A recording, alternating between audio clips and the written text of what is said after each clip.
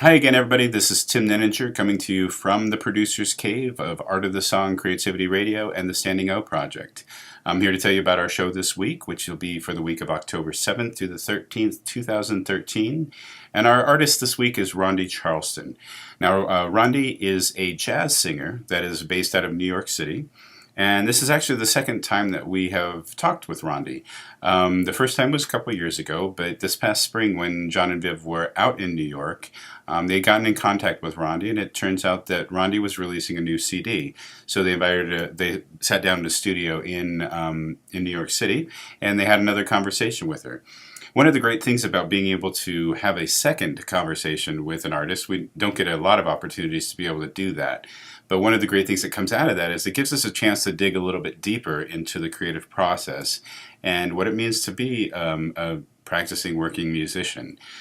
So this was a fun conversation. I got a chance to go a little bit deeper. They talked about jazz music and how, like, what's the difference between a jazz musician, training to be a jazz musician and training to be a classical musician. They talked a little bit deeper into family, like the genetics of a family. Ronnie mentioned that everybody can sing very well in her family, but one of the things that she had to get over was that in her family culture, it was kind of looked down upon to draw attention to yourself. That singing was more about singing in church and or singing in choir, but you don't draw attention to yourself. And she had to overcome that. She also talks a little bit about a documentary that she was a part of called No Place on Earth, I believe. Yes, No Place on Earth. Where she wrote a song, and it was about these people that survived the Jewish Holocaust in a cave.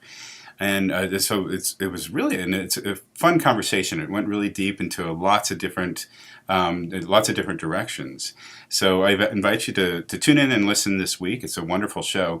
Also, if you get a chance, if you kind of want to see how we put these shows together, go into the Standing O Project and listen to the unedited version also of this show. We put all of the unedited versions of our programs onto the Standing O Project.